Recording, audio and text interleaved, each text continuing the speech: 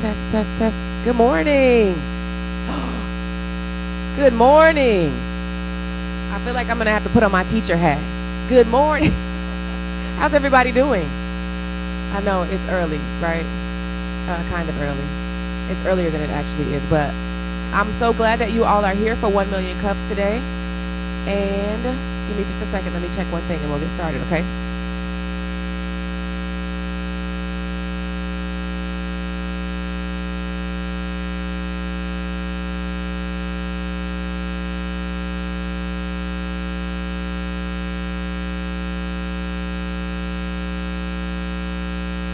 All right, so we are ready.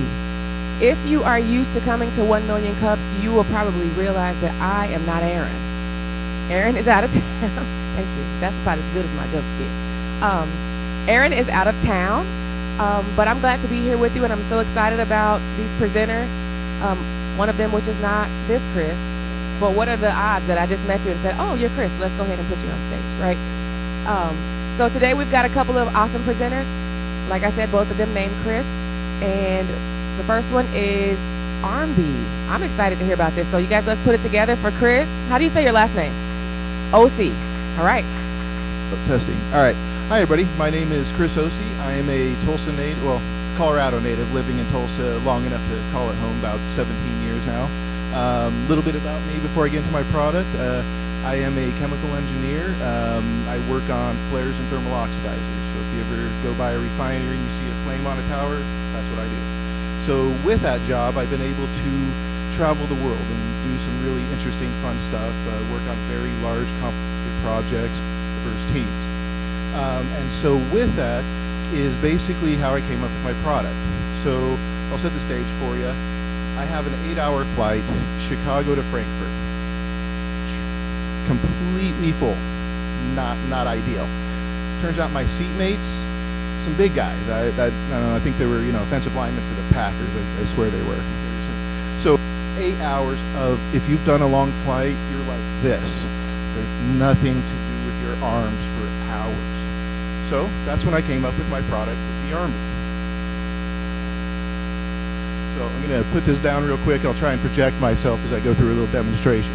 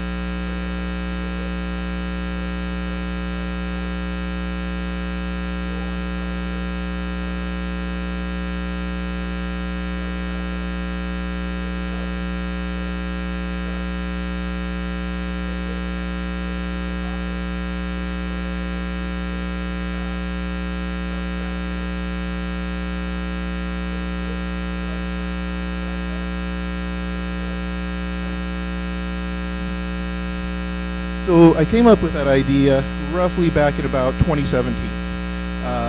That was, multiple days of pain. I was like, I'm an engineer. There's got to be a better, there's got to be a solution. And so I went home, spent days, months going through different fabrics, walking through the aisles of Joann's for hours and hours.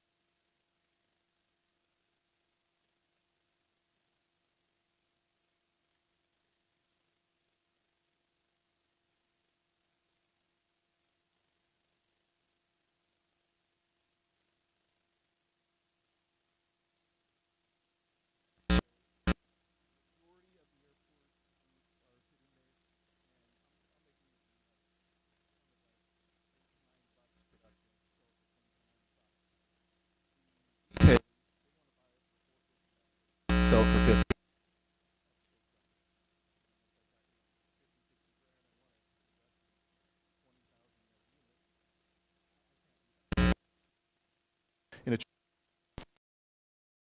In a barrier to entry is if you go to Hudson News, there's a company outside in the front that supplies neck pillows.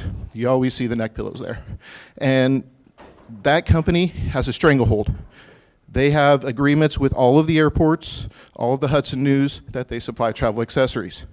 So going back to my problem, the people that want me to sell it to them at $450 are the only people that sell it in the airports. So what do I do? So luckily I was able to, go online, go marketing, get a Shopify site. That works, sort of. Now, one thing I didn't take into my calculus is trying to introduce a travel accessory during a global pandemic. Not a good idea, right? Nobody's traveling. Plus, it's a new product in a new segment. Nobody trusts it. There's nothing to compare it to. You've got to build that trust, that brand trust, or the product trust. They're saying 3 to 7 touch points for every person for them to even purchase it or even watch your full commercial before they purchase it. That's a lot of money in marketing. I've spent money on marketing. It's gone. And it ain't coming back, and nobody's buying anything from it. So it's like, you have to dabble. You have to see what your marketplace and your demographics are. But direct to consumer is a tough road to haul for me. It didn't go viral. I remember sitting there last March, hey, I got my website. I've got my IP. I've got everything. Facebook blast. 20 family and friends bought it. Crickets. Absolute crickets. Then back in July last year, I was able to get on with This Land Press at the Tulsa airport. Able to do a consignment with them. Great group of guys. If you ever need any marketing stuff like that, recommend Well Told or This Land Press. But they, got it on there. Hey, I've got a display in the market. I've got it at the airport. This is like the neck pillow, right? It's a impulse buy at time of need.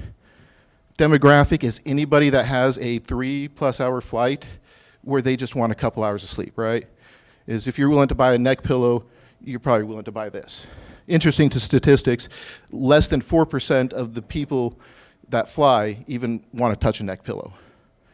But yet with that, neck pillows are 1.1 billion a year annually, which is just staggering to me. But at the same time, every time you go to an airport, what's the first thing you see out in front of every kiosk? A few of them. So tried that avenue, sold maybe 50, 75 in my first 2 months at the airport. Crickets. It's been, 1 or 2 a month. But what does that mean? Is, you're trying to figure out what your market is and how it stands. Now, once again, you got to look at, I'm looking at my demographics. Tulsa Airport is regional. You got couple hour flights, not too many people. I probably hit saturation in that first couple months, right? If you're talking a new product, that 4% I mentioned, you take that down an order of magnitude for, a brand new product that nobody knows. The only majority of people that are willing to buy it are probably 40-year-old plus women that aren't concerned about what they look like and willing to try something new. But, it's like, I've been going through this. I went through the holidays. I tried MailChimp, I tried email campaigns, all sorts of stuff, still crickets. And it's like, why am I still doing this? Why am I putting myself through this pain? It's because I believe in this thing. Every time I go to the airport, I literally walk by the kiosks and look at those neck pillows and say, where is it? Like, this needs to be here. Why isn't it here? And I'm still doing this because if I walk by that someday and I do see it there and it's not an Armbie, I'm never forgiving myself. This is my shot. I'm not going to give up my shot. And so that's kind of where I'm at. Oops.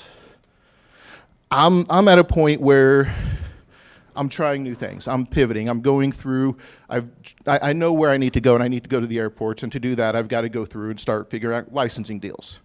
Can the airport, the suppliers already existing, utilize their manufacturing and distribution infrastructure to sell my product? I can go through. I can white label it. I can put an airline on it. Then they can give it away. If you ever sat in a dentist office for 2 hours with a root canal, I was in the dentist office for 2 hours getting my gums cleaned. That thing was awesome, you know. Even sitting in the barber shop is like, what do you do with your arms? You know, your barber's coming around. But the thing is once again, it's a tricky get to market. And my ask here is I need some expertise. I need some help. You know, I've one of my old employers told me is everybody has a great idea when they don't know what they're talking about, right? I deal with steel and fire. What do I know about fashion accessories and travel industry? Nothing. So I mean, I'm looking for, if you know somebody that knows about licensing deals, knows the fashion industry, travel, something like that, that, you know, can help me get me going where I need to go, that little bit of momentum, that little bit of expertise that I can, you know, I'm looking for mentors. You know, I'm going through the SCORE thing. Recommend that for anybody, you know, look into SCORE, talk to some of those executives. You know, same thing, Small Business Association, trying to find all the brain trust that I can to pick their brain so I'm not spending, you know, weeks or thousands on dead ends that I have. And so that's basically me in a nutshell. So a couple of minutes over, but. All right, let's give him a hand. So what we're going to do is we're going to have this time for questions now. I'm going to pass this mic around. If you have a question, if you would raise your hand for me so I can come and give you the mic. No questions?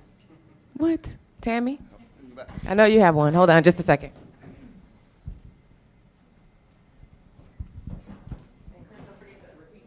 Hey, Chris. So I know that here at 36N, we've had a few come through that have products. One was the Gate, one was the, have you connected with any of them? They're in kind of that product and packaging, big retail. Have you connected with any of them? Just kind of I see have what they not, are? no. So that would be my recommendation first, Okay. is, you know, dig back through the archives of 36N. They all presented on 1 Million Cups. Okay. And one was, there's the Gate, there's some kind of, anyway, there's several products. Just go back through the archives and see what they are. A few of them are pretty successful, and I saw actually I think in the Tulsa World, where one of them is now in Walmarts everywhere. So Okay. there's actually some good resources here. I'm not one of them, I'm a tech girl, but there are some good resources here at 36N that have kind of gone through that product marketing journey. So. Okay. No, appreciate that. Thank you. All right. Okay, we got one in the back. Give me a second. Just to follow up with a repeat, she was just Yeah, go ahead. commenting on that there's additional people that have gone through 36 North and the 1 Million Cups that have been successful in the retail group that I should look in. So it kind of sounds like the Armbie solves multiple problems. It solves the problem of the space on the plane. It solves the problem of what do you do with your arms and if your arms get tired while you're reading. I'm curious both from a marketing standpoint to the consumers and also to sell people who would put this in their stores. What is it that customers have raved about the most, who really liked it? Which problem that it solved was it that they really liked? And if you know what the stats are from your customers on that. So the question is, you know, from what has been sold in the feedback, what are the problems that the Armbie solves, and what are some of the stories with that I can look into?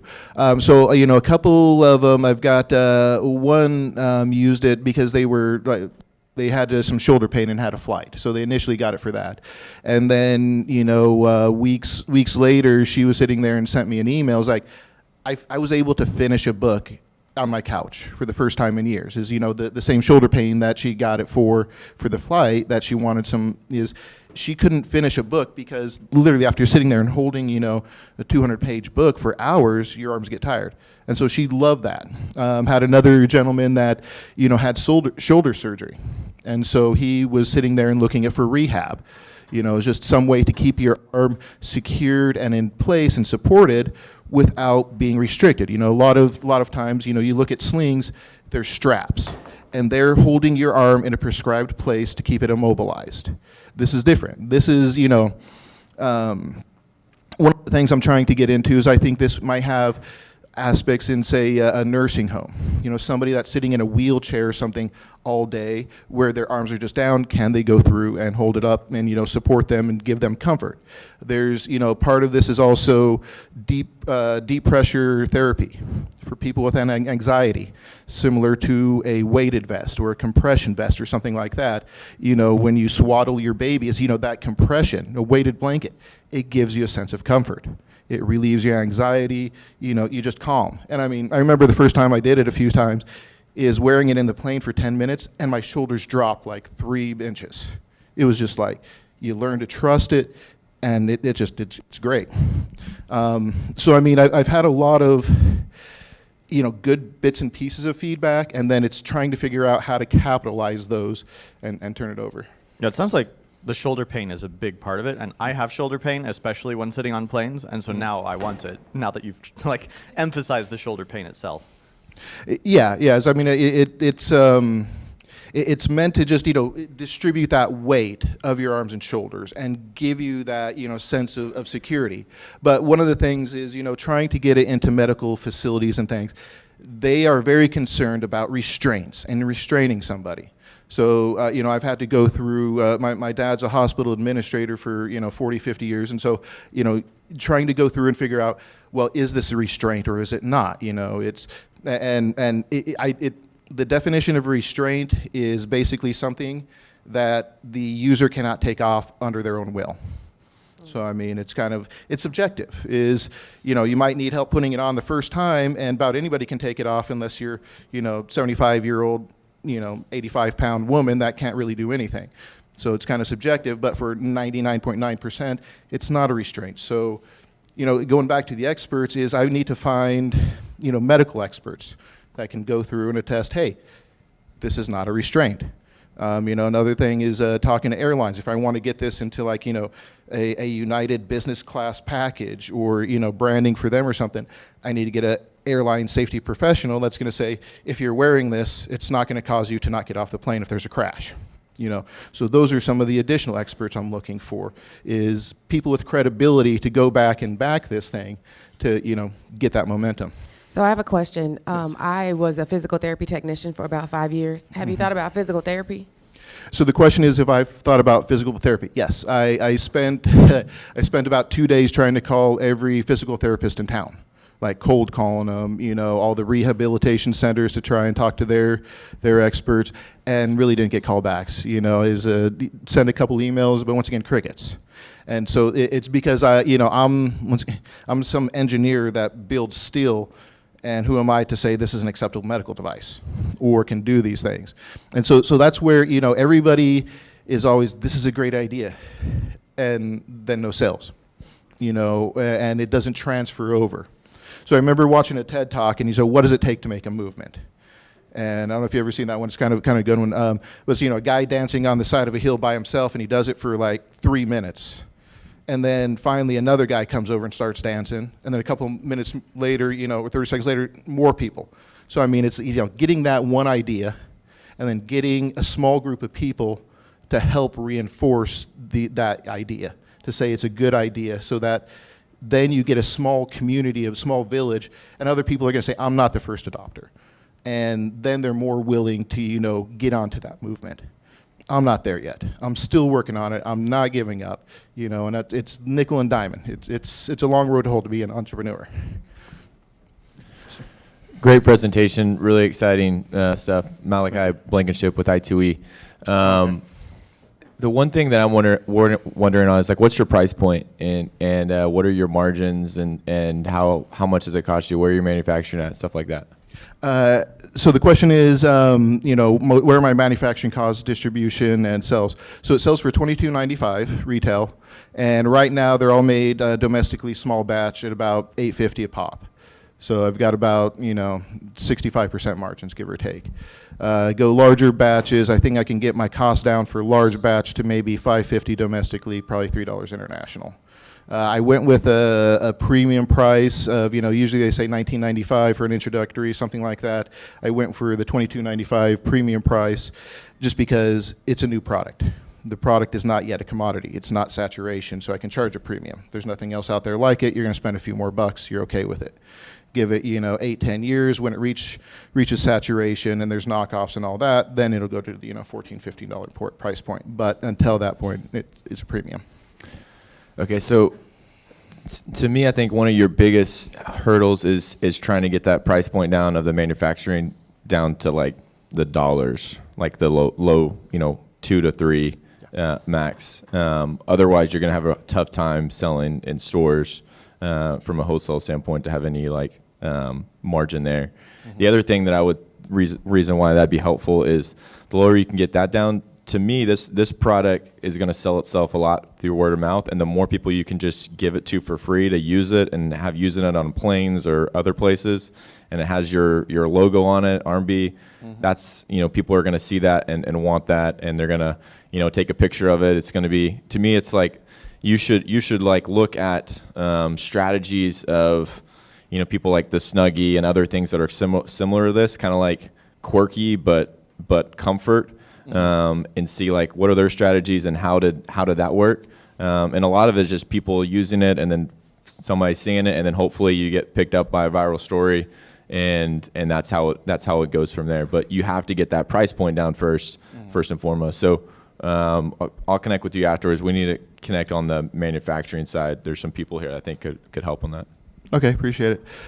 So yeah, just to repeat some of the comments were on getting the manufacturing costs down and some of that. I'm looking at how to get those costs down. Yeah, no, we can definitely talk a little bit after. One thing I did do is kind of to your point is trying to get this thing out there. So I've been calling local TV stations, trying to get that free promotion, being the new product. Can I get on the Today Show as a new travel innovative product? So I'll devote a day just to contacting news agencies, TV agencies, anything I can to get that free promotion. Some crickets. To handing them out. I did a trade show in Atlanta, travel adventure show in October. And so with that, I had some product that was slightly defective, and so I ended up just giving them away. Literally, as I had a booth, anybody that would stop by, if they gave me their email address, I would give them away. So I got about maybe 75, 100 of them given away. The show had very little traffic, low traffic, everybody's email address. They used them. I sent out emails after, hey, how did you like it? Feedback, crickets.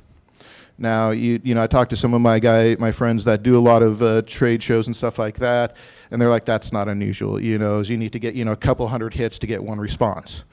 Well, I got 75 hits, and so, no responses. So, okay, sorry. What is the total revenue you have so far? I have sold about 110 units, about $2,100. So, that's the thing, is it's not catching off viral. 70 of those were from the airport kiosk, started selling, sold, a few, and then reached a saturation. But it's not my target demographic, or the traffic in there is so small that I'm not surprised. It's not ideal, but it's not deterring me. Yeah, I have. I think, like you talking about an expert in medical expert to look at your products. Mm-hmm. It seems like you're trying to tell people that your product not causing any harm. But when you buy something, you don't want to make sure it's not causing harm. Mm-hmm. You want to make sure actually it help you. Is there any research on it actually alleviate your pain at all? Well, that's where it's anecdotal. Is I can get people that can give. The question is there any evidence showing that it relieves pain or is a benefit? And so right now it's anecdotal, or it's from people leaving some reviews. Hey, I used it. I wasn't in pain. I can read a book. I can do those things. And so until I can find a medical expert or somebody to kind of back those claims up, it's just kind of I'm not saying. I'm not airing dirty laundry, maybe your concerns. I'm not trying to say it's going to solve any of these things. I'm just saying here's a product, use your own imagination, and here's some ways that it may help.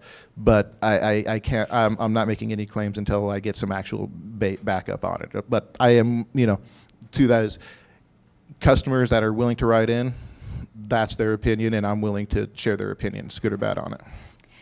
So I think you're, again, slightly a comment, but kind of going back to what Malachi was saying earlier, is I think you're trying to do too much before you've ever had a chance to even get something in the market. I mean, if you've only sold, a little over 100 units, that's not much in the marketplace. But you do have some fans, and you've got some testimonials.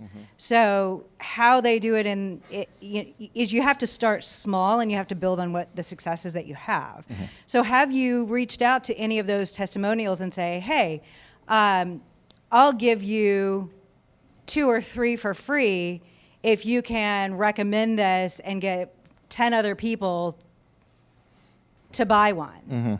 So you basically are building, brand favorites, influencers, at the low level of people who already are a fan. And at that point, you're building on the success that you have, and people will take other people's recommendations, and it's not like you're having to try to convince them. They've got somebody else who is. And it's totally worth it for you to give them 5 or 10 and say, in the future, you just build your in-house sales team based on the people who actually like your product. Yeah. So the comment is there a way to incentivize existing users to expand the base and the footprint of Armbie? And I'm trying. The thing is once again, the people I gave them out to, the people that purchase, I reach out to them. I, email them. After a while, they just stop. It goes to junk mail. And so I constantly try and do that, is try and get that feedback. But giving them another 1 or 2 doesn't incentivize them quite right, or I'm trying to figure out how to. Oh. Incentivize them to, they get something for, when you wear this on the plane, if you can get more contacts to come to me, I will incentivize. Is even at my booth at the trade show, I was going to pay, if you post this on Instagram within the next month, enter for a drawing for $300. Or those are people who have your product. no. These were all the people that I gave the product to and got their email, and They are not your fans. well, that's the thing is the people that have bought it, I don't have their contact info because they get it from the airport. Then the other people that have gone through the website, 20 of them are family and friends, and they promote me all they can. And then I've got 10 people from my website that have bought it blindly, and I try and contact them, and it's crickets. So once again, I'm trying to, this entire last year, I was spending an exorbitant amount of time trying to build that base, trying to get it go viral and organic, and to, spend time and effort and money in every way that I can. And a lot of them haven't gone anywhere. And so it's kind of, insanity is doing the same task over and over, expecting different results. And that's kind of where I'm at, is I'm trying all these things. And that's where also, once again, to the expertise is I don't know what I'm doing. So every idea I have is a great one until I do it. And I say, that was, 3 weeks and a $1,000 out of my pocket, and I didn't get anything. I think it sounds like it's a good time to maybe do a focus group. Maybe to give people, and so that's something maybe we could talk about afterwards. Yes. We are over time. If we would give him a hand for Armbie, great idea. Thank you, everybody. Cheers. At this point, we're going to do a break so we can switch presenters. We've got our second Chris Harvey, coming up from Harvey Media. Something for you over there. And if you were here at the beginning, I kind of gave y'all my stand-up act, right? But I forgot to welcome you and thank our sponsors. So we want to thank our sponsors, 36 Degrees North. Yes, let's clap it up, 36 Degrees North. As well as Topeka Coffee. And if you've never been to 1 Million Cups, you probably want to know what 1 Million Cups is. So let me tell you. 1 Million Cups Tulsa happens the third Wednesday of each month. And 1 Million Cups is a convening of entrepreneurs and ecosystem partners to share and learn of new businesses and share best practices. So if you know someone who you think has an idea or a business and they want to present, please send them our way because we would love to have them. And now we're going to have Chris Harvey of Harvey Media come up and present to us. Let's give him a hand, please.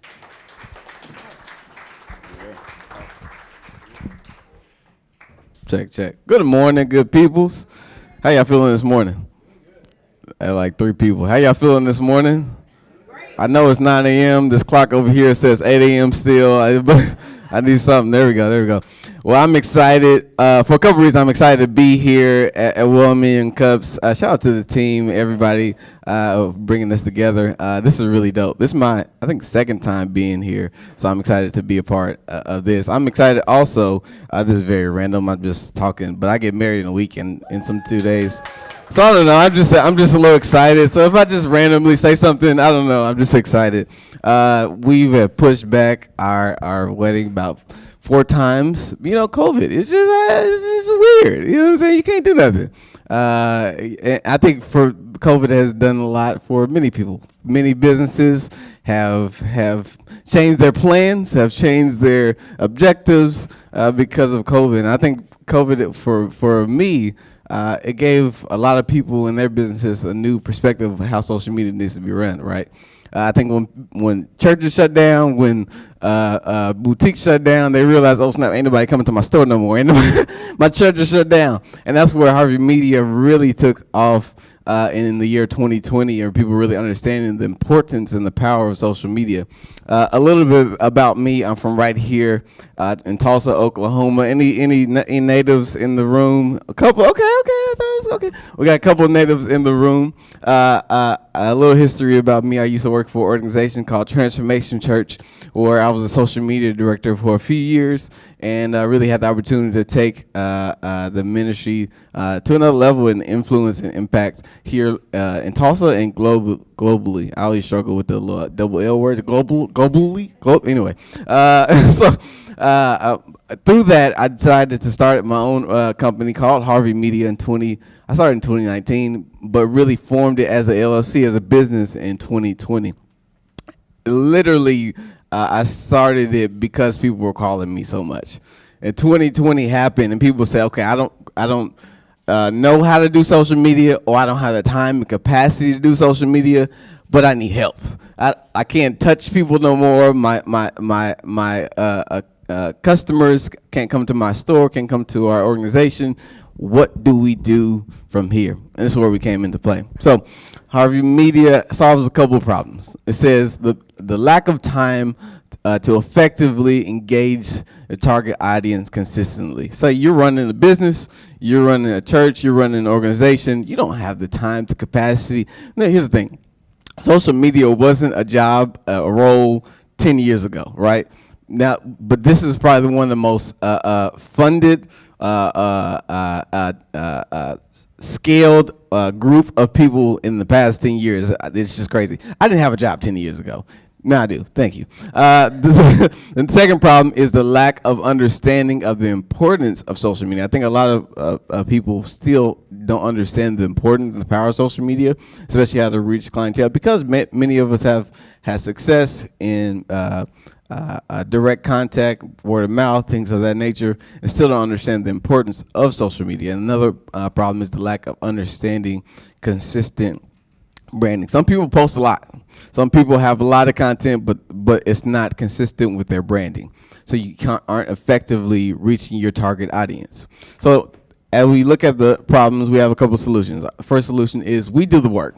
We do the research for trends, culture, relevance, and more that line up with the vision of the to hit KPI goals for each organization and business of such. The second one is providing marketing insight, social media management, and content creation.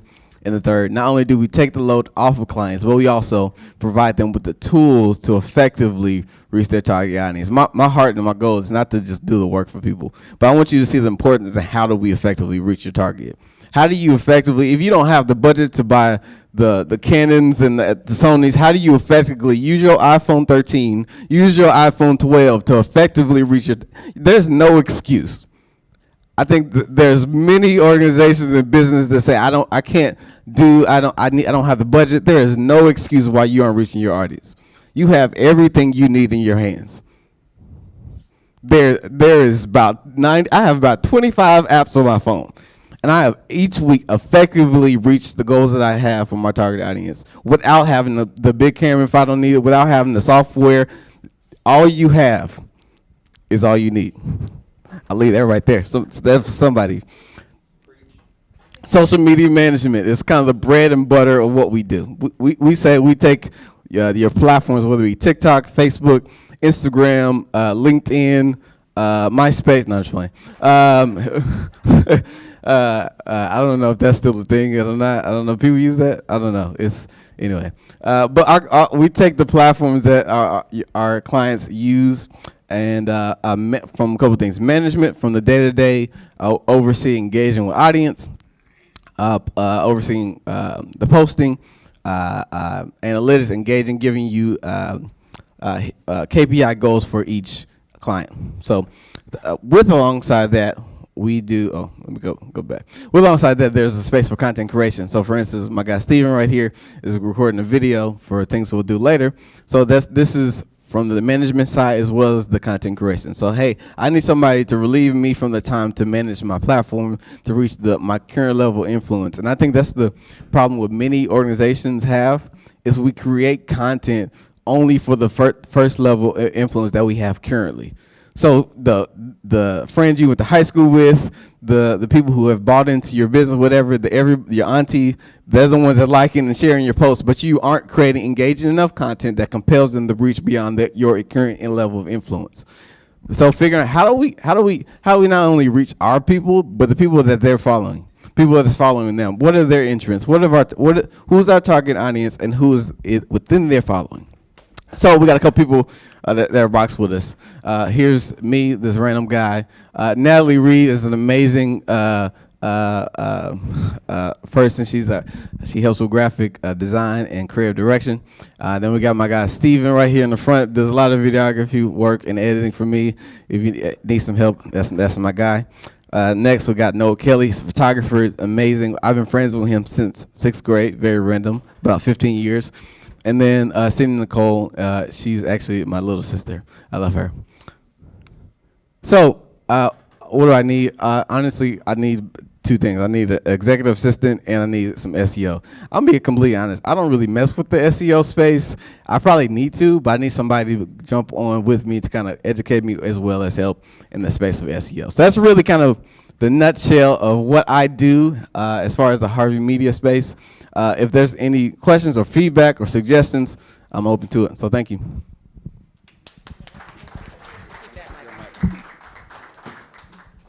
All right, question. So I want to ask you a question first. You mentioned that perhaps people aren't reaching their target audience because they're kind of pushing things out to the level of influence that they have now. Right. Can you give us like a couple of tips as to how we should be thinking in order to reach the people that are beyond that? Most definitely. I think first off, I think many people know, just particularly with Instagram, there's a feature called Reels, right? Mm-hmm. Now this is a space and environment that you can create content that aren't your immediate influence, people who don't follow you.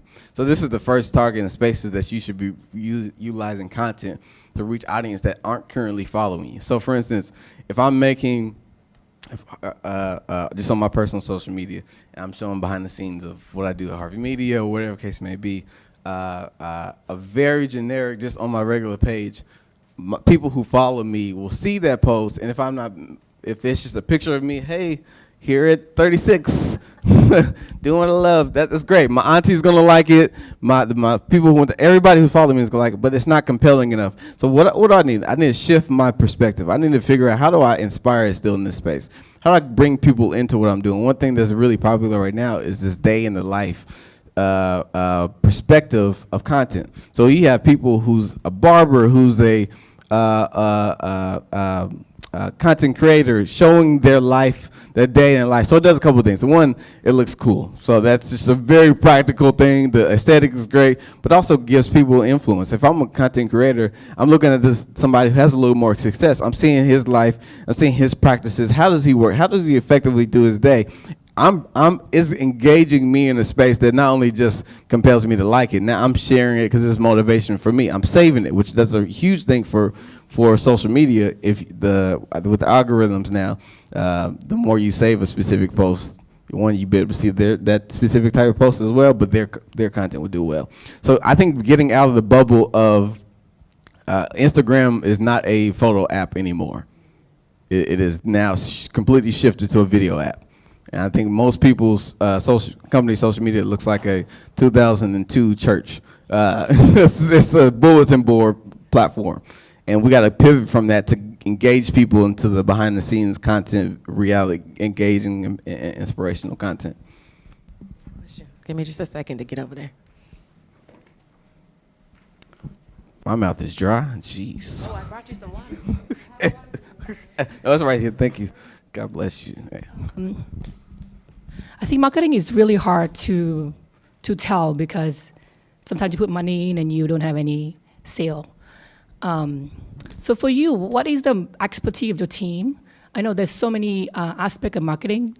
Are you doing technical marketing, doing like Google ad, Google Shopping ad, Facebook, Instagram, TikTok, or are you doing like through influencer, or do you have like a network of influencer in certain area? And the second question is there any example that let's say I have a company and I need help with social media. Say I have a knowledge in social media, I just don't have time. Let's say I want to hire you. Can you tell me what is most successful rate that you have your client, like like return on investment on marketing? Yeah, that's great questions. First one, yes, with the influencer marketing. The bread of what we do is we're focused on intentional content, though. You could have amazing influencers, but if your content, I'll put it like this. I don't want to listen to a song with a trash graphic. Like if somebody releases a song and it's on Apple iTunes, or a friend send it to me, and like if the cover art is trash, I already have this mindset like this is not going to be a good song. It could be fire, but in my mind, I'm a visual guy, so I'm internally like I don't know if I really want to listen to the song. So you could do a lot of the influencer marketing, but if your content is not engaging enough to captivate and keep the audience that you receive from the influencer marketing, it will be a fail. So I think what we focus on is the intentional level of content creation. We do have a space for influencer marketing from the network that we have, and then the research that goes along with it. The second question. Remind me your second question. I'm sorry. What was your second question? Can you repeat it? The second question is what is the most successful Gotcha. client? Yep, I just remember. Yep. So couple ones. The first one I think that gave me a blueprint to what I'm doing now is the church that I was at. So when I joke, when I first started helping with the social media and content creation, I had more followers personally than my pastor, and I joke about it all the time. And now he has over 1 million. I don't say I have the full credit to that. We had a team that I was able to build, but the focus that him and I was able to create in 2017, as we started to build the foundation, is consistency, intentional content creation, and consistency with our brand. And from there, I was able to develop the same blueprint for clients that we work with now. From Faith Chapel is one of the churches in Alabama that we work with. Who else? We can connect, and I can kind of walk you through some of the clients that we work with. But that was my first level of success that I was able to take that same blueprint and work with other clients from there.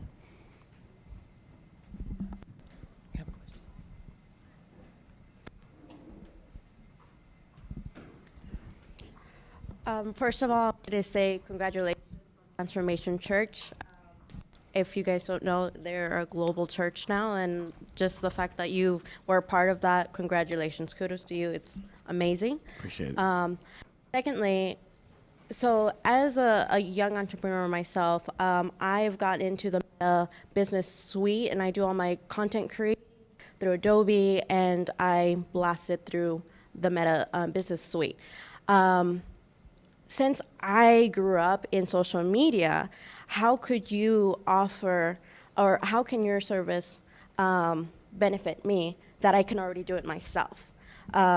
Is there something additional more that could be learned? Because I got into, Business Suite just recently, and you can schedule your ads and things like that, and I know how to tailor my audience and things like that. So I'm wondering, how could your business benefit people like me that we can already do it ourselves? Yeah. So for clarification, you're in a space where you're learning the spaces of all the suites and things like that. And what is your goal from there? Well, to get clients. Got you. So okay, I understand now. So you're effectively you're learning these different suites and spaces. Are you trying to stay in the space from content creation? Are you looking to creative direction? Does that make sense? Yeah, well, I'm trying to scale my business, so that's why I use the suites, because you can tailor your Instagram and your Facebook through one suite and blast it all at the same time. So I'm wondering, are you tailoring just like a certain generation that has not grown up in the social media, or are you tailoring, or is there something that benefits me? Completely. Yeah, for sure. So we necessarily haven't had the space and time to do technically coaching, if that makes sense. But it's not. It's still an option. We have one-on meetings weekly and just meet with people. So we're definitely open to it, and I think I would love to chop it up with you, even myself or my friend Natalie, who's a beast at everything. And I think there'll be something we can work with for sure. Thank you. Yeah. Any other questions? All right.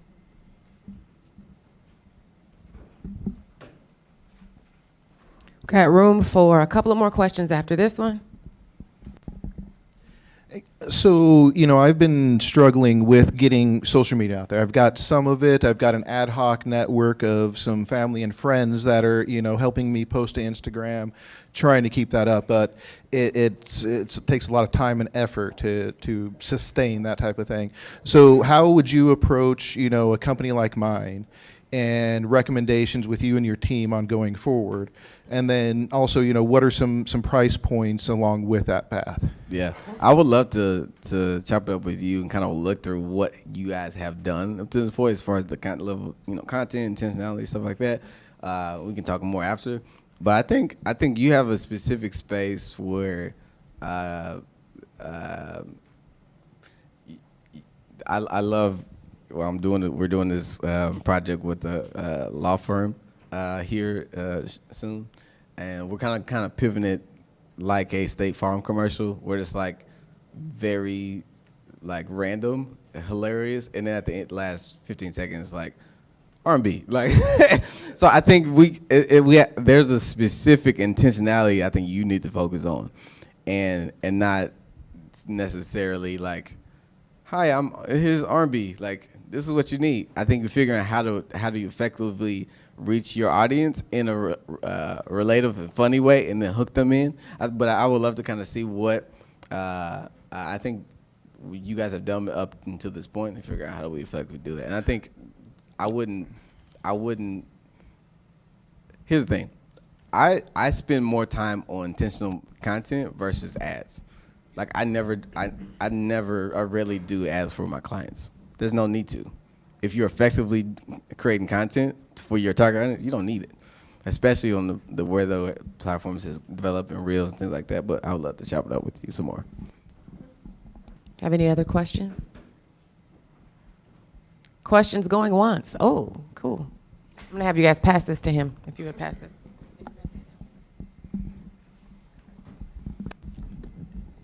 You want it. Hi there.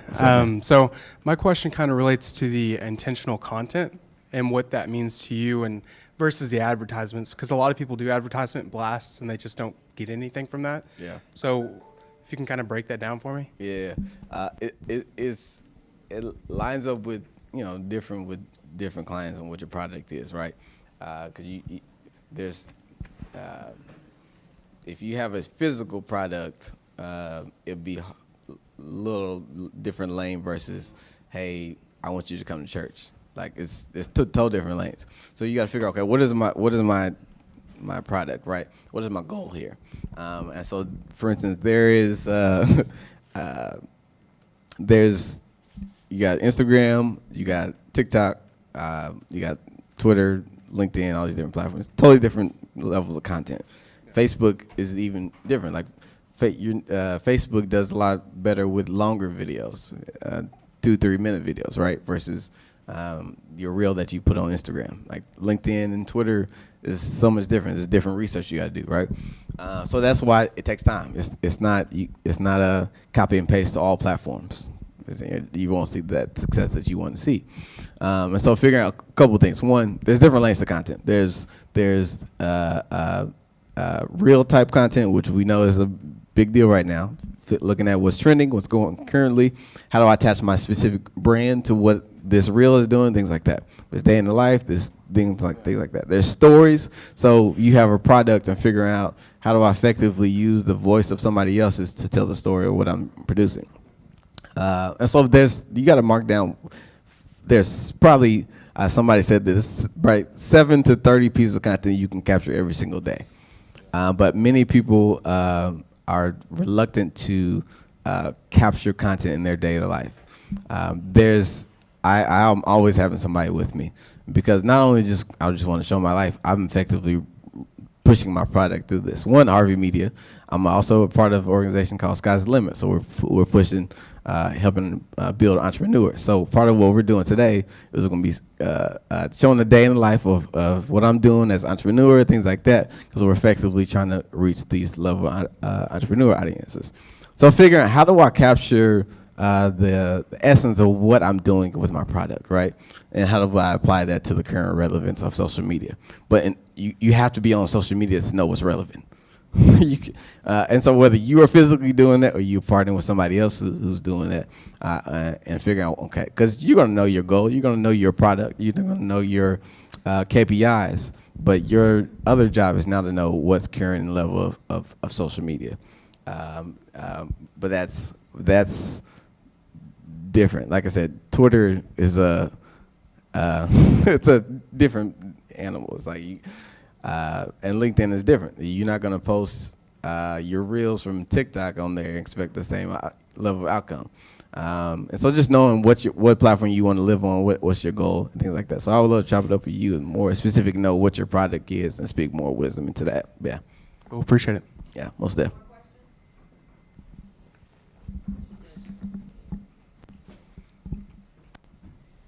So I think, so your company isn't, it's not like Chris' company. It's an invention in his side. But your company is more like filling in the need. People open a lot during the pandemic. So many people doing like the same like you, because it's not an innovation. What is your, let's say, the most competitive advantage you have over other people that, doing the same thing? Yeah, that's a great question. I would just say, I would just say like my mother says, I think I'm just pretty cool. I don't know. I feel like I think I'm hip. I don't know. I would just say, no, I'm just playing. But I think honestly, I feel like myself and people I work with, there's an amazing people, and I have a lot of ears that are intentional to know what the spaces of content creation and what's trending. For instance, like Steven and our friend named Ron. I think I know social media, or as far as the trend, like TikTok and what's trending, they know the second it starts trending. So that's when I say, hey, what's going on? They know when the second, like when I tell you the second when they hit, they know. So that's where it's important to keep somebody, even if it's not us, keep somebody in the ear of social media of any of those platforms to know what's trending, what's going on currently, so you can do your role to effectively reach your audience. So I just say that's why I feel like we've effectively been an asset, because we have a vibe and attachment to the trends of social media. All right, let's give Chris a hand. I appreciate y'all. It was dope. I'm going to have both Chris's come up here for me, if we wouldn't, with your cups and take a picture. Oh, I love your shirt. Can you show them your shirt, please? How cute. Oh, look at his family. So cute. All right, we're going to come over here real quick. All right, if you know anyone while we're preparing to take a picture who, again, has an idea, who would like to present, if you know any past presenters, actually, I'm going to be doing some reviews of past presentations.